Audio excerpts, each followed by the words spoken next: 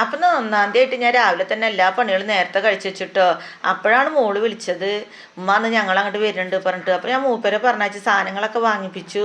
അപ്പോൾ പിന്നെ ചിക്കന് ഞാൻ ഫ്രൈ ആക്കാൻ വേണ്ടിയിട്ടുള്ള മസാല ഒക്കെ ഇട്ടിട്ട് അത് ഫ്രൈ ആക്കാൻ വെച്ചു. പിന്നെ ഞാൻ ഒരു അടുപ്പത്ത് ഉള്ളിയൊക്കെ വാട്ടുന്നുണ്ട് കേട്ടോ. അങ്ങനെ അപ്പോൾ നോക്കുമ്പോഴാണ് ഇഞ്ചും പച്ചമുളകും വെളുത്തുള്ളിയും ചതച്ചിട്ടുണ്ടായിരുന്നില്ല. അപ്പോൾ അതിന് നുള്ളിക്കട്ട വെച്ച് അതൊക്കെ ഒന്ന് ചതച്ചെടുത്ത് അങ്ങനെ എൻ്റെ പണികളൊക്കെ പെട്ടെന്ന് ഇങ്ങനെ നടന്നുകൊണ്ടിരിക്കുകയാണ്. അപ്പോൾ പെട്ടെന്നൊക്കെ ഇപ്പോൾ ആരെങ്കിലും വരിക എന്ന് പറഞ്ഞിട്ടുണ്ടെങ്കിൽ ഞാൻ എൻ്റെ സ്പെഷ്യലായിട്ടുള്ള ബിരിയാണി തന്നെ വെക്കട്ടോ. ഞാൻ പിന്നെ കടയിൽ നിന്നൊന്നും വാങ്ങാൻ നിന്നില്ല. ഞാൻ വെച്ചത് ഇപ്പോൾ കുട്ടികൾക്കൊക്കെ ഭയങ്കര ഇഷ്ടമാണെന്ന് അവർ പറയലുണ്ട്. കഴിച്ചവർക്കല്ലേ അറിയുള്ളൂ അതിൻ്റെ കാര്യങ്ങളൊക്കെ. മക്കൾ നല്ല അഭിപ്രായങ്ങളൊക്കെ പറയുമ്പോൾ എനിക്ക് നല്ല ഇൻട്രസ്റ്റ് ആണ് കേട്ടോ.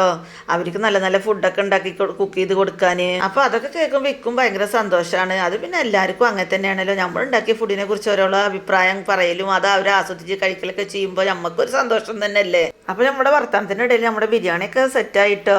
അപ്പോൾ ഇതാണ് എൻ്റെ 1-ാം തീയതിയിലത്തെ വിശേഷങ്ങൾ. പിന്നെ ലൈക്കും കമൻറ്റും സബ്സ്ക്രൈബും ചെയ്യണേ.